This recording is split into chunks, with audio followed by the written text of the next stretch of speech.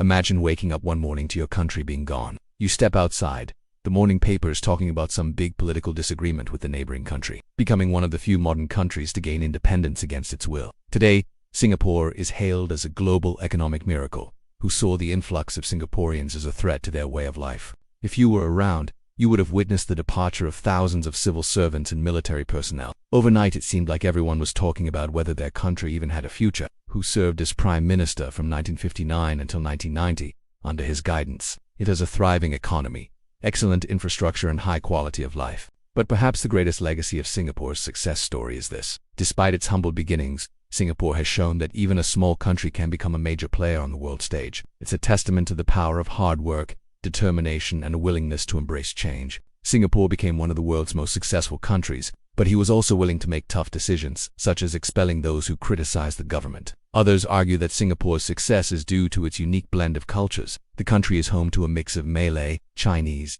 Indian, and European influences. This has created a vibrant society that is open to new ideas and ways of doing things. Still, others believe that Singapore's small size and location in the heart of Southeast Asia have been key to its success. Being a small country meant that Singaporeans had to be efficient with their resources. Additionally, its strategic location made it an ideal trading partner for countries in the region. It also meant that Singapore suddenly found itself without any allies in the region. But despite the upheaval, Lee Kuan Yew and his team got to work creating a new nation. They realized that they had to quickly build a strong economy and social safety net for Singapore. Otherwise, people might start thinking that life under Malaysian rule wasn't so bad after all. In contrast, Lee Kuan Yew, the leader of Singapore, advocated for equal rights for all races. Growing tension, eventually, things came to a head. His government introduced policies to boost the economy, provide affordable housing, and create jobs. Within a few years, Singapore was transformed from a developing nation into a major economic power. It became known as the Asian Tiger, along with Hong Kong,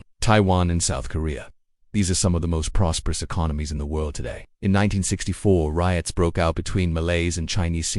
The violence claimed dozens of lives and left many more injured. Clearly, the situation was spiraling out of control, and the Malaysian government decided to expel Singapore from the Federation. On August 2, 1965, the Malaysian parliament voted to end Singapore's membership, and 2 days later, the following statement appeared in the newspapers. Singapore is now a sovereign and independent nation, but its origins were fraught with racial tensions, economic disputes, and the raw uncertainty of state building from scratch. This is the story of how a fragile island state cut loose unexpectedly turned a national crisis into a defining triumph. You go to work, try to focus on your tasks, but every few minutes glance at the news on TV.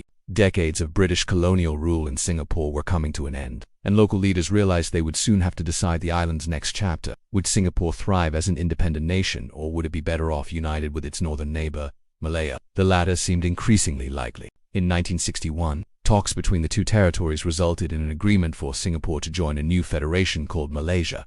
The deal was approved in a referendum in both territories, and in 1963 Malaya, Singapore, Sabah and Sarawak officially merged to form the Federation of Malaysia. By lunchtime, it's all anyone can talk about. Your boss walks by, overhears you talking and fires you because, well, he just doesn't like your attitude. And that's if you're lucky. Maybe you'll get kicked out of your apartment, have your bank account frozen, or even get detained for an indefinite period of time without trial. Well, unless you're one of the extremely wealthier things that actually happen to people. Not that long ago and not in some far-off country, but right here in our region. It's the stuff of spy novels, but it's real, and it's what many people went through when Singapore separated from Malaysia in 1965.